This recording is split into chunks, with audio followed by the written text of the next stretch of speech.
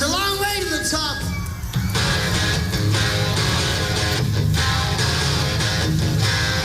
If you want to rock and roll, you want to rock and roll?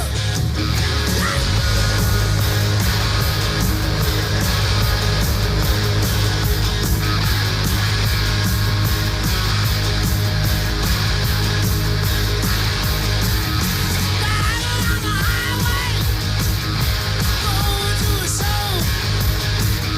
Stopping on the byway, playing rock and roll. Getting round, getting stoned, getting beat up, getting boned, getting high, getting shook. Watch all your bones, it's harder than it looks. It's a long way to the top if you wanna rock and roll. It's a long way to the top if you wanna rock and roll. It's easy to do one night stands. Try playing a rock and roll band. It's a long way to the top if you wanna rock and roll. Come on, everybody.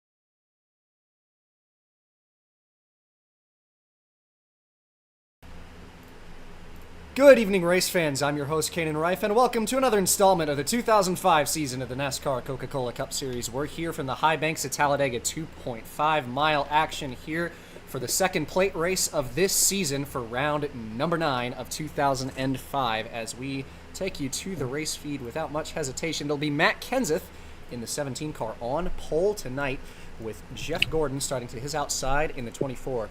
Kevin Harvick going to be starting third in the 29 car, and Braden, a lot of rumors and confusion surrounding that team this weekend. What do you make of it? Well, there's been some major discussions within the organization, and Kurt Busch reportedly announced he's not returning in a very hot rant about the team, calling it a shovel of manure, as I'm paraphrasing here, that is comparable to that you see on a farm. So, seeming unlikely that Kevin Harvick will be returning to the Richard Childress camp after this season at 29, very early announcing that this will be his last year with the organization. Jimmy Johnson, on the other hand, starting in 4th place, just signed a lofty contract extension, he announced prior to this race weekend as well. Meanwhile, down the rest of the grid, Ryan Newman in the 12, going to be starting in 5th. Tony Stewart will be in 6th in the 20 car. 7th goes to Robbie Gordon in the 31. 8th, Bobby Labonte. 9th, Ricky Hendrick. And Kyle Busch in the 19 rounds out the top 10. Further down the order, Greg Biffle in 11th. 12th goes to Casey Kane. 13th will be the 25 of Brian Vickers. And it will be Edwards in 14th place. 15th, Chad Little in the 28. And 16th goes to McMurray in the 40. 17th, another driver signing a contract extension, Kurt Busch, in 17th in the Ganassi 01 car. Most famous words in motorsport. Drivers, start your engines.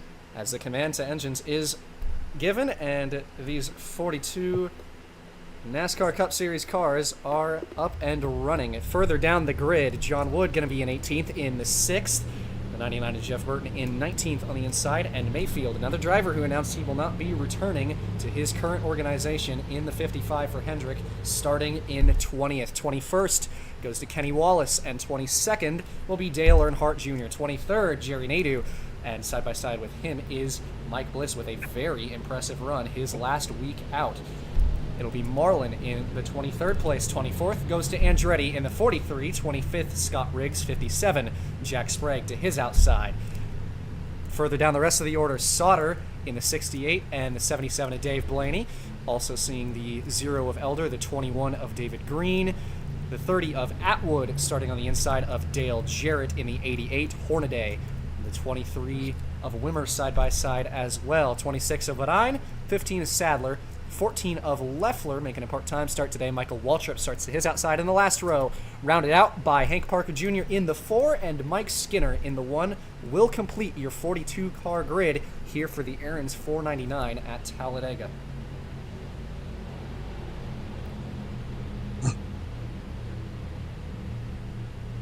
A rather shocking D&Q for Ricky Rudd this season, after having such a good run in the Busch race this week.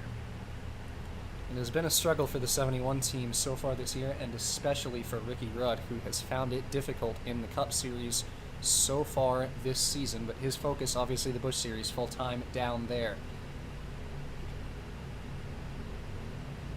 Speaking of the Busch race, it was very, very tame. Do you think we're going to see that again here in Cup? It's a toss-up for sure, with a bit of tweaking to the plate package coming into this week, so we will see a little bit of different racing in this race. People in practice said there was a lot of 2-wide instead of 3-wide going into this one. But as they head into the tri-oval, pace car going to peel off. Matt Kenseth, Jeff Gordon will lead us to the green. 57 laps here from Talladega as we wait for the flagger, and green flag waves. We are underway for some super speedway action here from Alabama.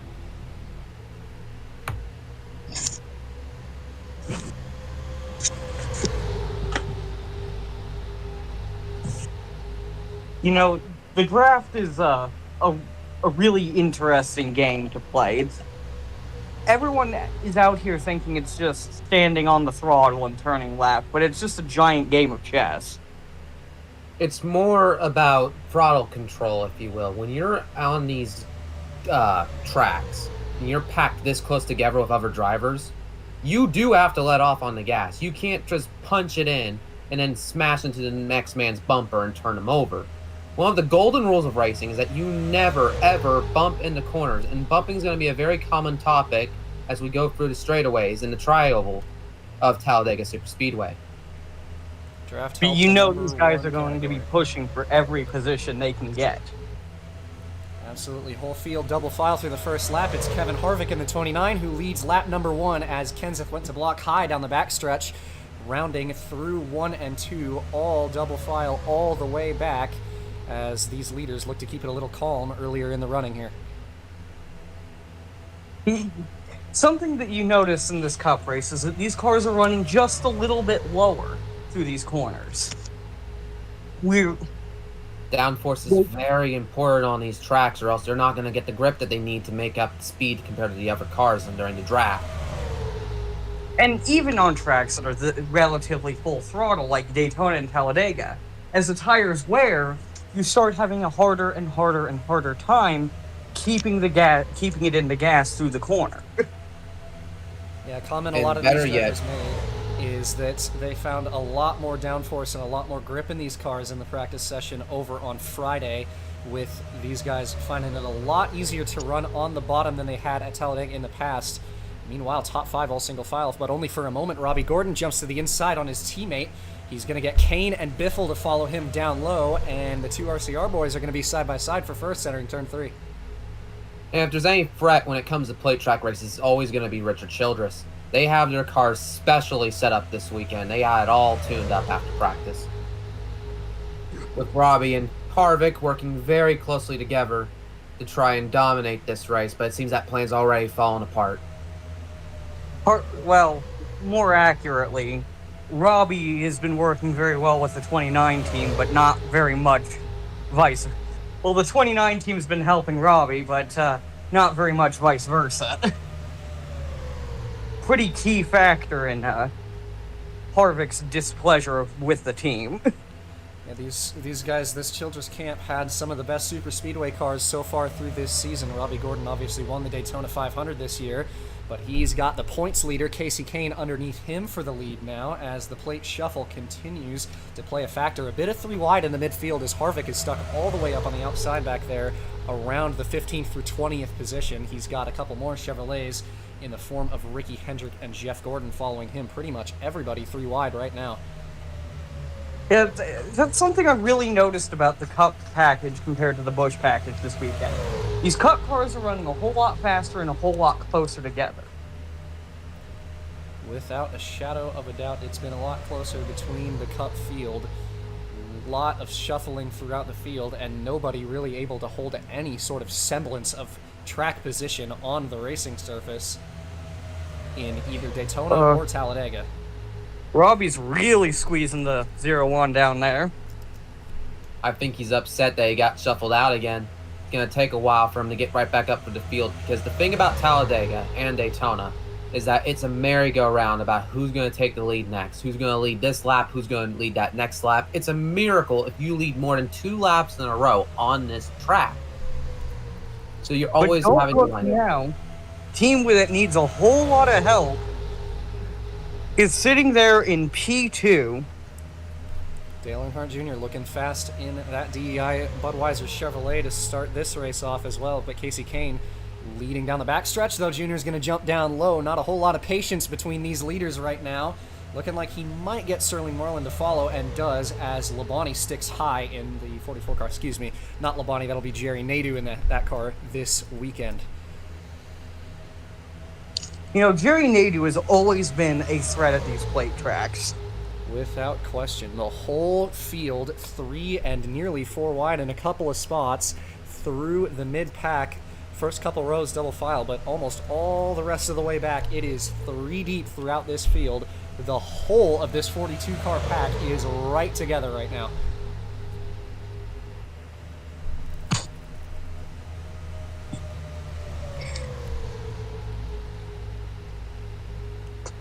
The other thing you gotta notice that when you're on these tracks is that manufacturer support is a very big deal.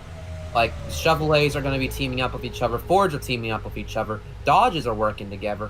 All these different manus strive to work together. They try to pit at the same time, they try to work with other teams that they don't usually talk to for most of the regular season. So, this is like their one time to give their manufacturer some special representation at these bigger tracks, as Dale Earnhardt Jr. holds on to that lead at Talladega. Couple laps in a row for the number 8 of Junior, who once again looking pretty quick to start off this race after starting a little bit further down the order. He's got rookie Riggs behind him in the 57 and another young gun in the form of Sauter in the 68. Couple of Ford young guns in second and third, followed by Dale Jarrett, and they are going to jump down at the same time. Though Sauter is looking like he's going to take it 3 wide. And that's what I was saying about manufacturer support. All those Fords are coming in line. They're taking Dale Jr. up high. And no help from the DEI Chevy coming as Dale starts dropping like a rock through Sauter the field. gets stuck underneath by the 88 of Jarrett, and it will be Riggs leading that lap that time through. These Fords pretty much just left the 8 of Junior in the dust there into turn 3. That PPC machine. Everyone's been asking questions. Is this team going to be anything remotely comparable to their Busch operation? But they seem to be really fast this week. It always takes a while to get a cup operation running, no matter where you start from the field. Very rarely are you seeing startup operations just being competitive from the get-go. So when it comes to PPC, it's going to be a lot more desperate for them, because this is one of those few times on track where they have an opportunity to win and get a good finish out. Points are one of the most important things right now, especially when it comes to qualifying. And for Scott Riggs, he's going to get a shit ton of points if he can hold on to that spot. And fellas, Sure, bit the of FPC communication really going to love that. over the radio. It is Dale Jarrett talking over to his crew. Mentioned he has a vibration on the right front, seeming like he thinks it's not going to be too much of an issue, but it's something to keep an eye on with that 88. having a little bit of an issue right now early in the running as they are looking to go 3 wide for the lead again. Here's Atwood in the RCR 30 on the bottom. Yeah, more trouble. Atwood running a surprising full-time season this year in that 30 car after the unceremonious firing of Amek. Big opportunity presents itself for him, and right now he is making the most of it as the field had briefly gone fully 2 wide and made a jump down to the bottom 3 wide move for the race lead. He had Andretti in the 43 car right behind him, and he has now taken that top spot. 10 laps completed here from Talladega. It is Atwood, Andretti, Waltrip, Sprague, Little, your top 5, and how about that 4 of Hank Parker Jr. in 6th? Hank Parker Jr. definitely has been digging down in the field lately, trying to get back up there. Hopefully he's able to get out a good finish today. I've heard they got a new engine this week from a certain major team. A lot of rumors surrounding that 4 team going into this season and surrounding next season. Meanwhile, Andretti has briefly taken the lead but can't cover the 33 of Jack Sprague, who jumps down to the bottom. Field still sprawling out a little bit at the front. Some of these back markers have found their way up towards the front half of this field and are now fighting for some laps led. Sprague just about led that lap. He's got Bodine in the 26 right behind him and Sadler in the 15. The third one is trying to develop, but I'm not really seeing the momentum there. It's still a 2-line race right now. A lot of these small single car teams are actually fighting for a new trophy this year. The Alan Kulwicki Memorial Trophy, which goes to the highest ranking driver in points for a single car team. Unique little award being handed out this year. Nice to see a little homage like that, and it is a single car team leading right now. Sprague going to lead his 2nd consecutive lap with Sadler trailing behind him, trying to block a formidable duo in the form of Jimmy Johnson and Tony Stewart as they are 4 deep back there. That is Sauter caught in the middle, made contact with Riggs as they're going to round turn 4. This is not something you want to see at a track like this. They head down the backstretch with Nadu and the 23 car of Wimmer fighting for real estate. That's not going to work, boys! Oh, that's... You don't want to see that. He's played by Harvick! Robbie Gordon involved! Jeff Burton up in the wall. Big crash into turn number 3, and the caution flag is going to come out for the first time tonight. Looked like Casey Kane, your points leader, might have been involved in that one as well. As they round turn 4, the battle for the lead back to the flag, it's going to remain Sprague in the 33 in 1st. And that was a couple of teammates. That was Marlin and Wimmer getting into each other on the backstretch. 4 wide is very dangerous business at Talladega. You gotta be hoping and praying behind that wheel you don't get dragged into their bullcrap. Don't worry, Braden. I'm counting my FCC fines from Bristol. Don't worry. Caution flag waves for the first time here at Talladega on lap number 13. That was Marlin and Wimmer that resulted in contact heading down. I mean, the that was backstretch. just 2 cars going for 1 spot, and bit of a mess ensues right afterwards. You know, looks like Marlin thought he had a little bit more room up, and Wimmer didn't give it to him, and that resulted in a crash there. You can see the 08 of Hornaday in that. Harvick and Newman got a piece. Casey Kane just about slipped through that, I believe. A little bit of contact on the front of the 38 car. I think that was the 19 that went in the grass to avoid that. Yeah. We should get on board of that car. What an avoidance by Vickers and Kyle Busch. Man, he stayed in that thing. What a great drive by both the 19 and the 25 to get through that crash. Let's have a look on board. That Red Bull number 19 all the way in last, entering the corner there. I mean, that's one way to gain some spots.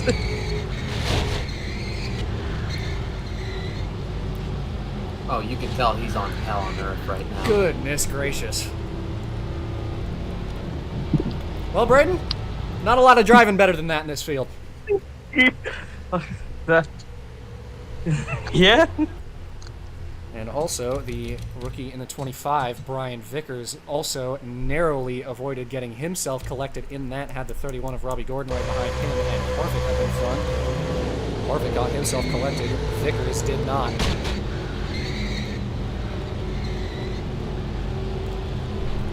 Just about slipped through it, very nearly got tagged by Hornaday. That would have been a nasty hit if he had gotten right reared into the wall. I think I can hear the fab room in the in Hendrick Motorsports, in the Hendrick Motorsports shop cheering from here. Absolutely fantastic job. Can also get an onboard of the the 12 of Ryan Newman involved in that accident here on lap 13. Right in the middle of the pack and right behind that accident with absolutely nowhere for him to go. I don't even think Moses himself could avoid that wreck. Absolutely not. And even got into the 08 of Hornaday a little bit more, trying to keep it from wrecking further than he did, but tough, and will receive some damage on the front of that car. Hope that the radiator's okay. But the caution flag has waved here from Talladega, and we join the live action with these guys catching up to that pacing line.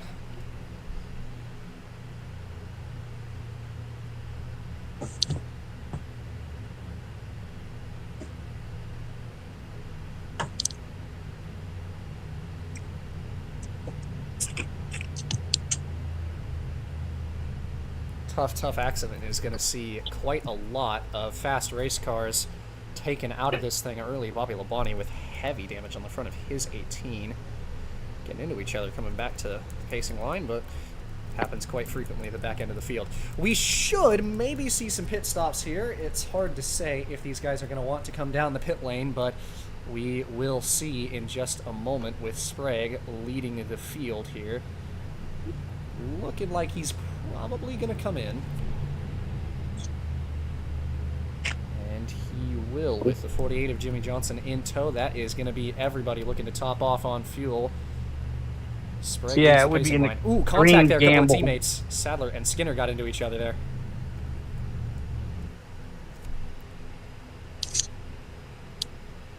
Bit of a miscommunication between the 15 and the 1. It is going to be a 2-tire pit stop for a lot of these guys, it looks like.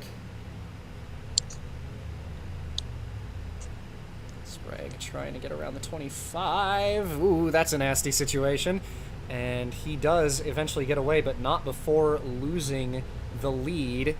It is Jimmy Johnson. No, excuse me, Hank Parker Jr. in the 4-car. Fuel only for the 4 team, and the Castrol Chevrolet is going to stay out and have the race lead.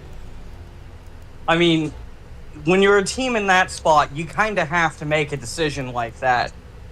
I mean, it's 5 free points. Why not take it? And of course, tires don't matter as much at Talladega compared to other tracks. So, I mean, it's going to be a short lead, but he will get to say, I led some laps at Talladega today. Look out, I mean, and for a team like the 4-car, that 5 points could be the difference between qualifying and not. Wondering what is going on here with this pacing line on the backstretch. This is a mess and a half. Ooh, dear. Trying not to run into each other. Ooh, Jeff Gordon, Jamie Gordon, McMurray what are you making contact. doing, Not man? really sure what is going on. Looking like they're Yeah, gonna get it I sorted think we can all flash back to a recent a recent race here at a plate track for some more Jeff Gordon. Are we Oh, sure Lord. that there isn't some fan in the camp right now, like vaporizing his keg of Budweiser? Those drivers are driving a bit drunk during the caution lap. Looks like they're going to get it sorted out now, but that was a bit of a strange situation. We'll take you to intermission and be right back here from the NASCAR Coca-Cola Cup Series at Talladega.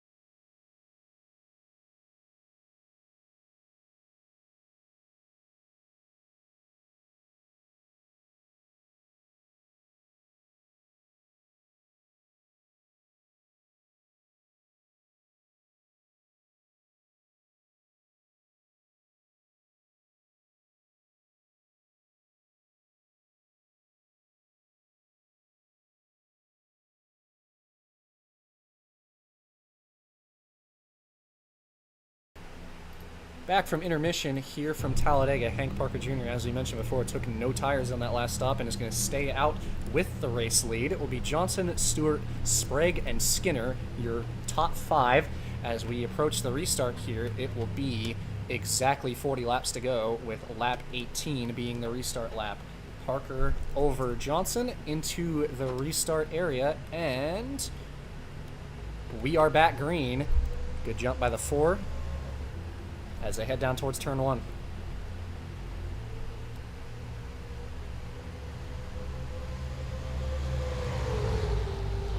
Hank has to choose which line he's going to block, and it's a pretty easy choice in this early stage of the run. Really good launch by the front few. Yeah, top 4 immediately broke away, and Stewart is going to waste no time trying to get underneath the 4 car, with Sprague in the 33 to help him down the backstretch. And not much of a fight between those two. Stewart had a monster run out of turn 2, getting past the 48. And I told you also that Hank Parker Jr.'s lead wasn't going to last for long as Tony Stewart gets it. Not a whole lot of a surprise. It's going to be Jeff Gordon down low for second place now, and Stewart going to lead his first lap of the evening over the 24 and 33.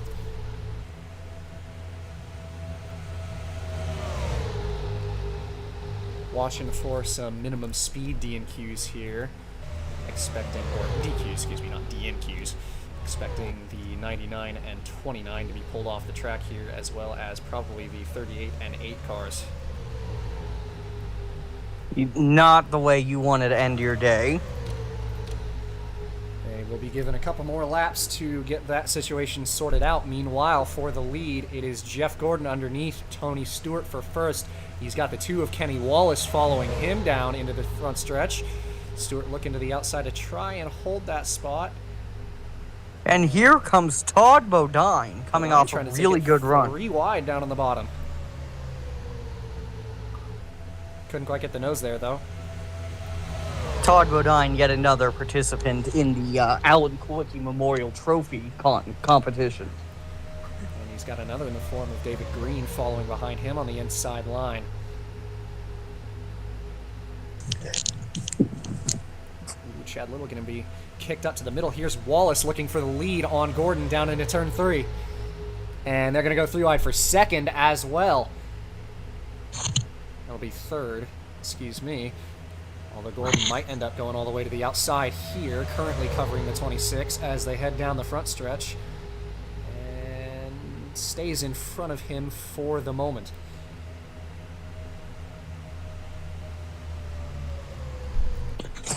I got a question why Dale Earnhardt Jr. and Casey Kane are out on track without any hoods. That isn't really aerodynamic of them.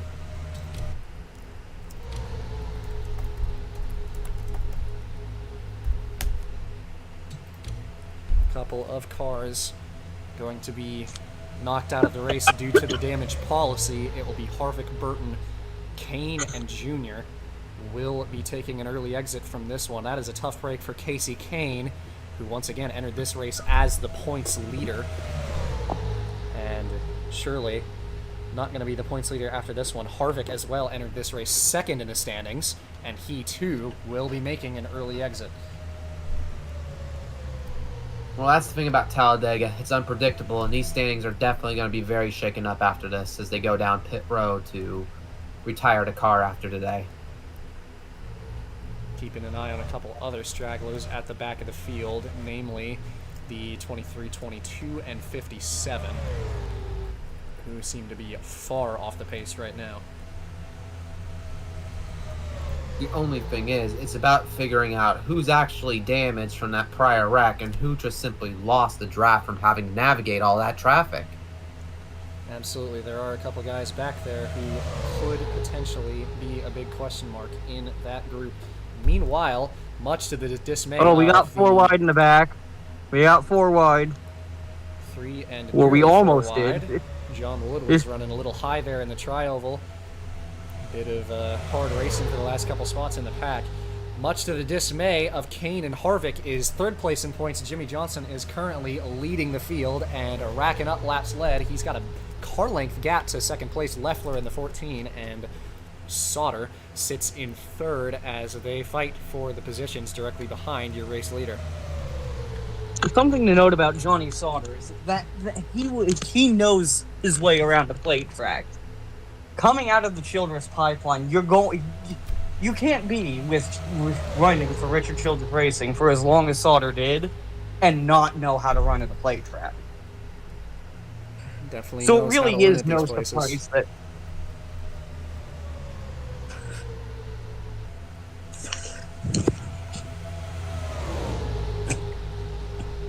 Well, I don't think it's going to be the last that we've seen of Johnny Sawdust. Definitely not. Down off of turn number 2, it is a couple of Hendrick cars, Johnson, Mayfield, and Vickers all in line out front.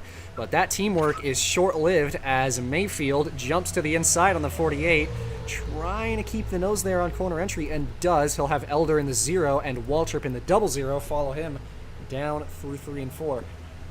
5 Chevrolets in the top 5 right now.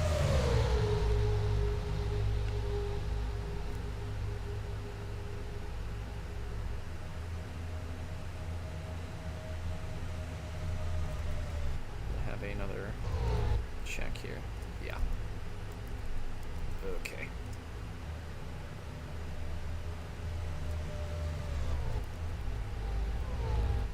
I think I'm gonna have to get those guys off the track as well.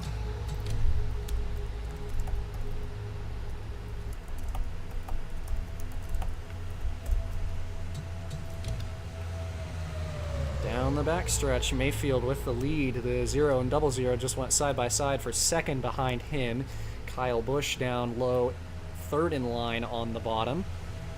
And the 00 gets the better of the 0. I mean, that was kind of obvious. It's a 00. It's double the 0. And you want to talk about a man who knows his way around a plate track. That is Michael Waltrip in the 00 for his own team, running in second place behind Mayfield. That man knows how to run these plate tracks. There were rumors about that team going full-time this year, but those seem to have mostly quieted down. Still a healthy schedule planned for the MWR camp in the Cup Series, at least, and McLaughlin running a couple races for them as well in the races that Waltrip has been focusing on the Busch Series in his slightly more successful 99 program, running in the second position with his Cup car right now. He definitely has had some good runs this season, had a top 5 and a top 10 in the first opening 2 rounds of this year. But it's been a bit of a struggle since then. Now, person whose season story has been quite the opposite is Mr. Third in Line right there, Mike Bliss. Yeah, Bliss started this year off with a struggle. He had 2 DNQs on the year. We talked about it last week and had a fantastic run at Nashville, was very close to winning that race. And as we're talking about his story, he gets taken 3 wide. That is going to be Andretti in the 43 on the bottom, making a dive move down low and gets past both of those guys through 3 and 4 and following a Dodge 40 and dives to the inside to make another move for the race lead. Will that famous 43 find its way back in victory lane this week? Andretti's looked fast today. He was behind the 33 of Sprague earlier, if I was not mistaken, and very nearly got the race lead. Couldn't quite make that pass for the top spot, but he's looking pretty quick early in the running. You obviously expect at least a couple surprise guys to have better runs throughout this race, and a couple of them have definitely shown some speed. Sprague again on the bottom back there.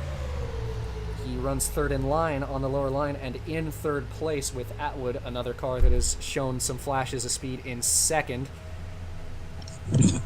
It is Andretti, Atwood, Sprague, Little, and Jarrett, your top 5 as they head down the front stretch. I mean, perhaps we see Atwood in the 29 next year. Could be. We have no idea what the RCR plans are, that's for sure. We're keeping an eye on this secondary pack. Robbie Gordon leading a 5-car group that is trailing by a handful of seconds, currently 15 behind the leader pack, and these guys definitely going fast enough to remain in this race with Sadler the only one straggling off of that pack. Robbie Gordon got held in the pit lane and is down a lap in the 31 machine, looking to try to get a lucky dog if he can get a caution. I mean, at this place, a caution is always a possibility. Atwood in the lead as they head down the front stretch. Side by side between him and the 28, it's going to be Little retaking the lead now from the 30, with Parker Jr. back up front again, found his way onto the bottom line and has slowly picked up some spots again. He now runs in second place behind the 28. He's got John Wood in the 6 behind him. Well, I mean, we've been hearing some rumors about Chad Little's future. How much would a win today actually change those rumors? Quite a lot. You would love to see it with him. Some people were wondering if he was a gap year driver in the 28 to try to find a better candidate to run that car. So Chad Little has definitely been looking to prove himself this season. It's definitely a prove-it deal with Yates in the 28 machine. They were 3 wide for second place a moment ago behind the leader. Jeff Gordon was the one making that move. He's got his teammate in the form of Jerry Nadeau on the bottom following him. This pack fairly tame so far considering the smaller car count, but some 3 wide showing up in the mid and back end of the field right now. Oh, well, we gotta... I mean, I wouldn't want to see that in my rear view mirror, a train of Hendrick cars. And they're all going down. Ooh, Ricky Hendrick got a bit messed up with Kenny Wallace making a quick move to juke him out to the bottom, gets separated from his teammates, but Nadeau and Gordon prevail nonetheless, and the 24 has taken the race lead now, down the front stretch and towards the tri-oval, as Wallace, who's been really aggressive today, is now making a move for second. He splits Nadeau out of the bottom line and has his sights set on taking the race lead once more as Gordon sits in front of him in P1. And Rusty Wallace is a threat at these plate tracks every time.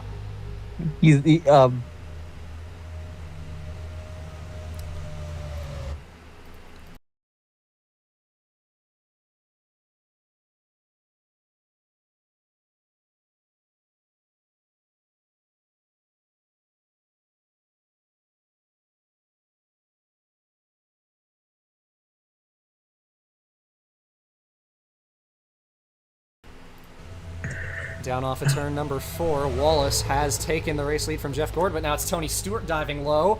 A lot of aggression for the race lead right now. Now the 20 makes his move with help from David Green in the 21 down low. It is just someone new up front every single lap so far in this green flag run. We're approaching about 20 laps to go in just a handful of laps coming up. And you know you had one... This is the part of the race where you kind of have to really start thinking about where you are and putting yourself in a spot where you can win this race. Yeah, absolutely. There's no doubt about it. You mentioned earlier, this race is one gigantic steel chess match up on the concrete high... Or not concrete, but, you know, the high banks. Yes, I can word. Tony Stewart still leading. There you go. Single file through the top 5, 20, 21, 77, 68, 14, your top 5 right now.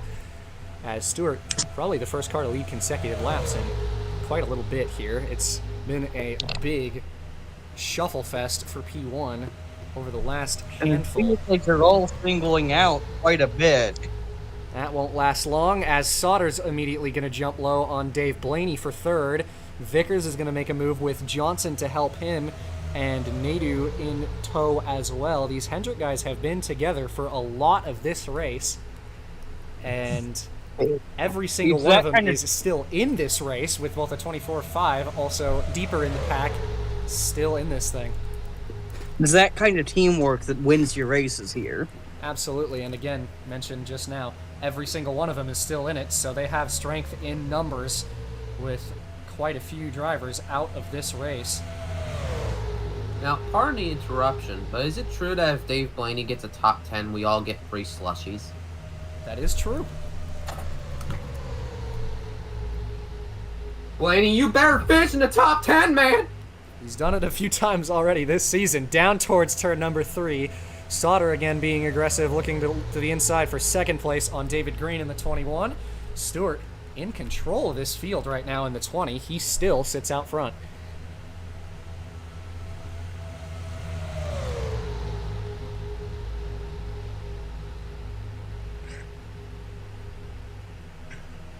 Maybe it's just the camera angle, but I thought I saw some cars going 5 wide on the tri-oval right there. That was Michael Waltrip running out of line in the tri-oval. No 4 or really even 3 wide, but kind of out of line there, trying to find some grip, find some air. Not entirely sure, but he sorts it out and remains in the pack. Pack kind of stringing out right now. And there's only one man who's going to be able to compete with that 20 right now. Here's Jimmy Johnson for the race lead. And he just gets hung out to dry. Didn't even matter. He hung that move out at exactly the right time. Got the nose underneath and kept it there with the side draft. They head for the turns 3 and 4. Blaney follows the 48. And Jimmy Johnson has the race lead now as they head through the tri-oval. He continues to block Blaney and hold control of the lower line.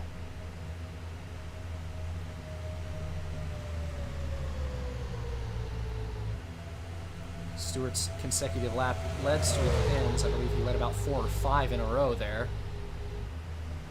And finally drops out. Very impressive.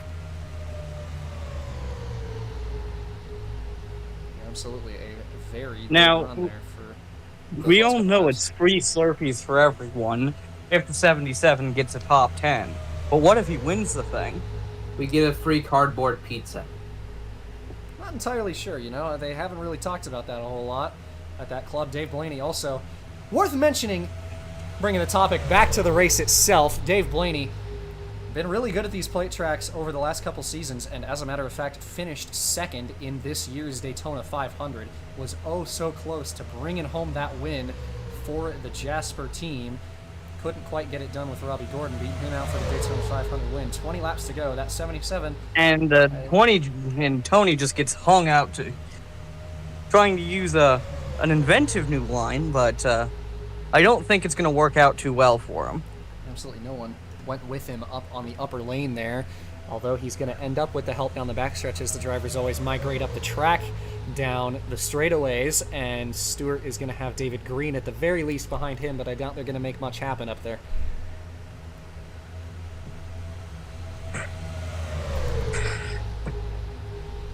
It's Johnson, Bush, and Elder, your top 3.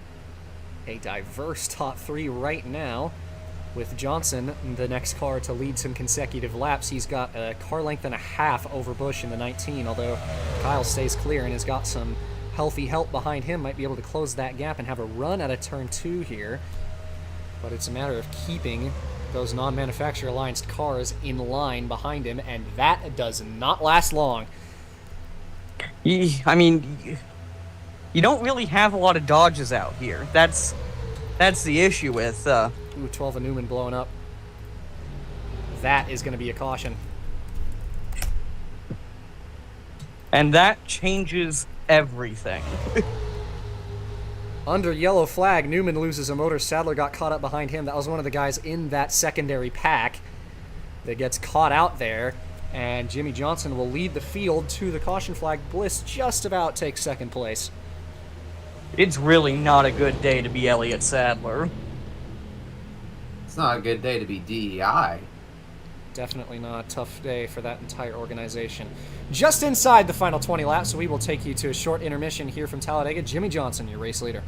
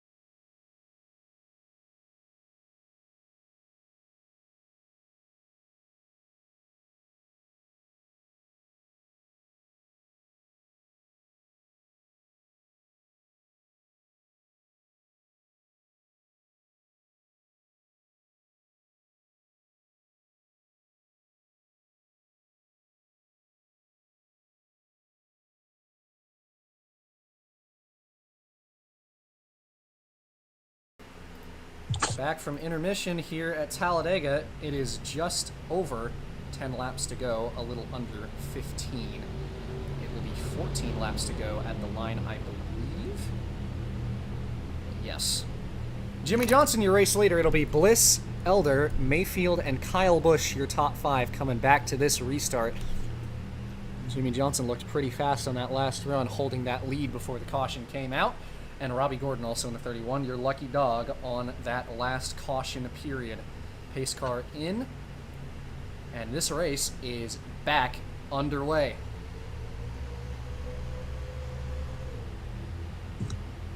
Johnson with a monster launch. Great start by the 48. Might not be, because when you pull that far out, you can give that 81 a run. We will see if Bliss has anything for the race leader as they leave turn 2. Bliss slowly pulling up to the back of him. We'll see if he goes low here. He doesn't, and he has to throw a block on Elder, who tries to take it 3 wide down on the bottom. I think Bliss is going to stay clear. He does a nice block by the 81 car down into turn number 3, and Bliss has taken away the race lead. I mean, emphasis on taken. That was, it was like, what is happening with Elder? Pits? Oh, boy. Parker's tire decision might have just bit him. Oh, they boy. did not make pit stops under that last caution, and Parker Jr. is forced into the pit lane, takes fuel only once again. Oh, that puts a big question. What are you doing here, crew chief? That's a tough question for sure. Mike Bliss, new leader. Bliss again with the lead, held it all the way to the line, side by side for second between Kyle Busch and Todd Bodine, as Bodine puts a side draft on the 19 to stay with him into turn 3. Something interesting to notice that after this restart, the pack is split in 2, basically. I can imagine that's probably because of the 4 coming into the pit lane. Those guys had to cut him some slack coming in, and now as a result, it splits the top 20 and the back end of the field apart into 2 pretty much. I believe it's 17 or so in the front group. I think that cuts off a fair few Hendrick cars. Just the 24 in that backpack.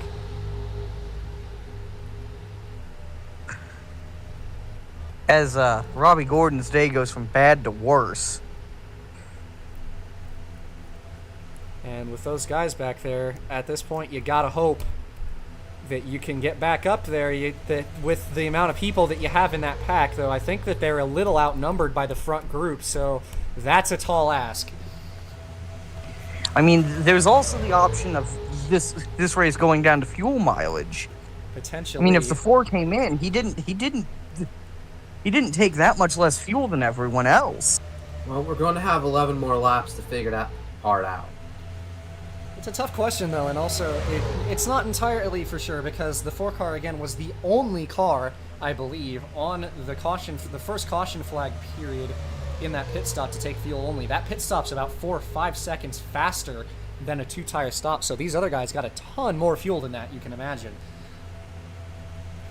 Now, a guy I want to focus on here is Christian Elder, and I feel like he's just been having a very strong day today in that 0 car. You know, he brought me into his house one day, and he made a superb pumpkin pie. Like, his recipe's like top tier.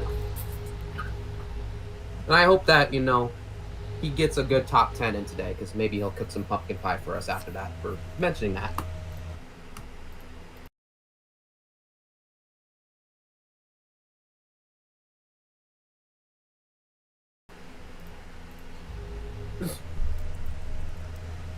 It is a Hendrick 1, 2, 3, 4 out front right now, but with 10 laps to go, you can imagine, yep, that teamwork's not going to last long. Here's Mayfield on the bottom. Mayfield just does not care anymore. Yeah, they were 1, 2, 3, and 4 at the line, looking strong, and have a majority stake in this front pack, with Vickers as well, a member of this group, although he trails a little bit at the very back of the pack, but still has the speed to stay with them, of course. But second to last in the pack, maybe third to last technically if you want to count Chad Little, who is hanging on right now and is running faster laps than the guys at the back end of this pack. Johnson back to the race lead in the 48 car. It's Atwood in the 30 right behind him with 9 laps to go now. And you're just thinking, this second pack, multiple tenths off per lap right now. They're not going to play a factor unless they get another caution. And we're getting close to the point in which another caution would just end the race. Absolutely. A lot of 3 wide back there and a couple of injured cars. Carl Edwards with a lot of rear end damage. I'm amazed that he had the pace to stay with the front pack in that last run. And of course, this secondary pack is still of all uninjured and undamaged cars. So the 97 somehow keeping it all together despite that damage on the back end, but not paying much dividends given the fact that he was a part of that pack that got separated by Parker Jr. coming into the pits. And that 4 car, as a matter of fact, is not too far from getting lapped by this front group. You have to be very careful lapping cars at plate tracks like this. Things could get real messy real quick. And there is a universe not too far from this one where when that 4 car gets caught up, it splits this lead pack into an even more separated couple extra ones that could maybe bring the current secondary pack back into it, but they trail by 5 seconds. They need a lot of help, especially with not a lot of laps left in this race. Jimmy Johnson leads, catching up to the 4 car. Parker Jr. is going to be on the bottom. Johnson going to go up top. Wallace trying to use the 4 as a pick, trying to take it down to the bottom, but Jr. gets right in his way, and instead it's Johnson who prevails. Parker has just enough speed to hold on. No, he does not. And Johnson now is going to be all by himself out front. Wallace ducks low, found an opening on the bottom to get back down there and hold on to second place. Bodine follows him in the 26, 3 wide through most of this lead pack as they round off a turn number 4. And Bodine's going to try to take the move for second. They're all fighting for second while Jimmy is ahead by 3 or 4 car lengths. And I think Jimmy's going to be positioned perfectly to block the bottom and hold the lead here over the 26.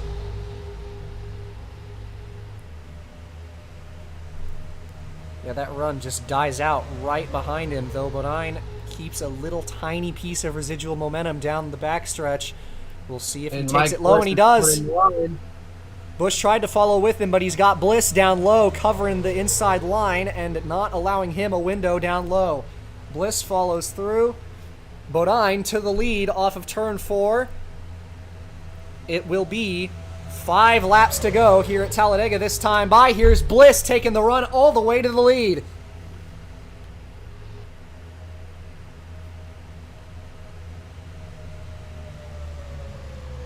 Todd makes a masterful move, but he won't even get a lap let out of it. 3 wide through the lead pack. The secondary group, again, is not playing a factor now.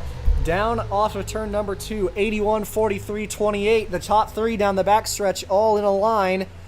Little going to make the move down low in front of Nadu to jump onto the bottom line and try to make a pass for second. Opens the door to try to get Bliss for the lead off of turn 4 here. They head off the corner. Nadu should be clear up to follow Little off the corner, but Bliss blocks the bottom.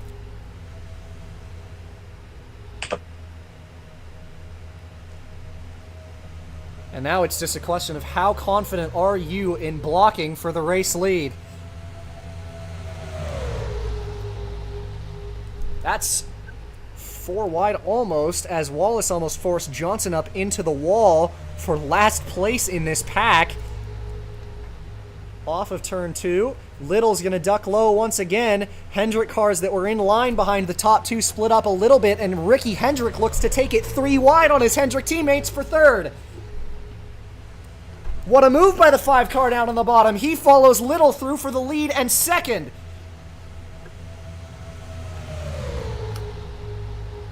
But here's Jarrett trying to join his teammate up front.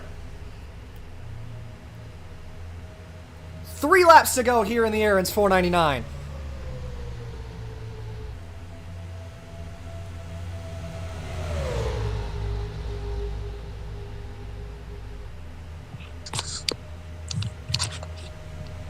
It's a Yates and Yates top two right here. Down the backstretch, Jamie McMurray looked to the bottom to try to make a move on the 88. It gets taken 3 wide by Atwood in the middle.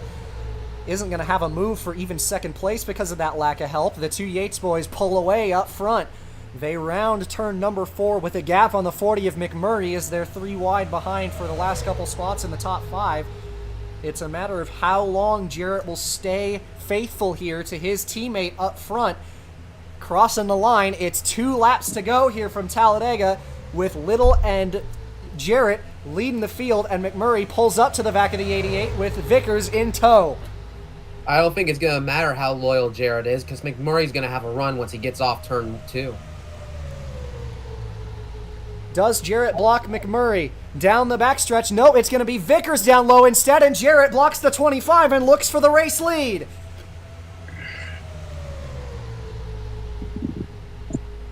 Elder on the bottom as well.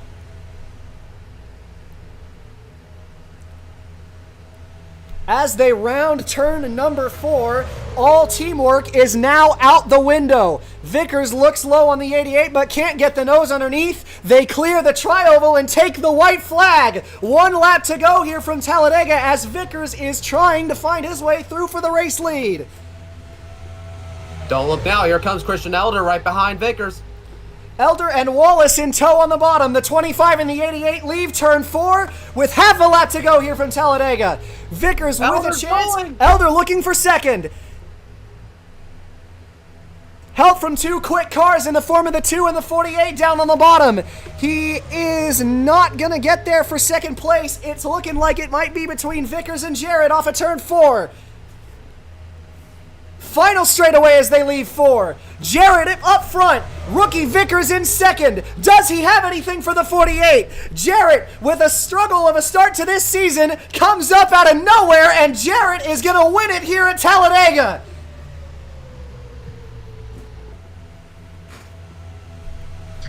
Why you get a top 10?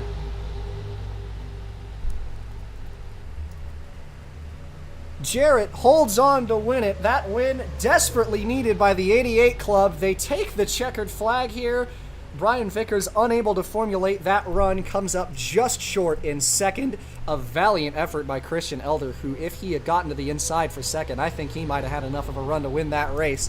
Wallace will bring it home in 4th, and it's a double Yates top 5, despite their points leader exiting this race early. Chad Little brings the 28 Havoline machine home in 5th.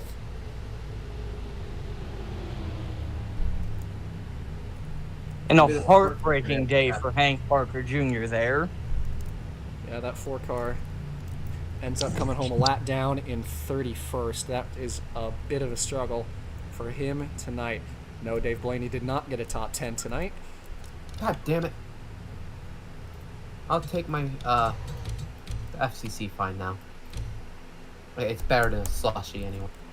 But Dale Jarrett is going to bring it to the checkered flag, a winner here at Talladega. That, again, mentioned, is a much-needed win for him. It has been a tough go-around to start this year, but he wins it here at Talladega. Just about held off the Chevrolets that were lined up behind him for the win. And I'm sure there's not going to be any hard feelings from Chad. You have to make that move. Absolutely.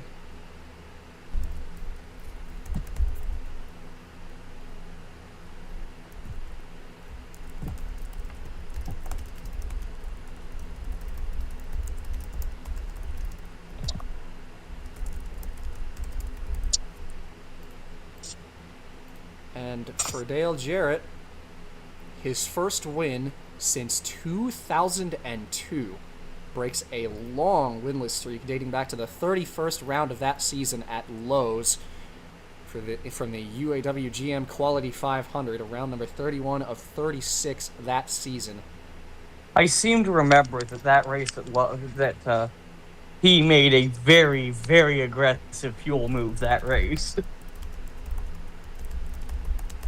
Absolutely. But that is his first win in over 2 years. About 2.5 year winless drought comes to an end here at Talladega, and he takes home his first victory of 2005.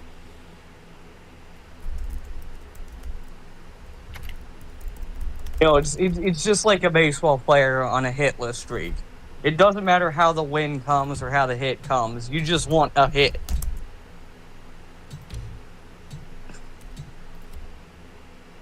Absolutely, and finally broke through to get that win. And again, it had been a big struggle for him so far this season. Had brought home unlucky and bad result after bad result, whether it came at the hand of Lady Luck or just a tough day.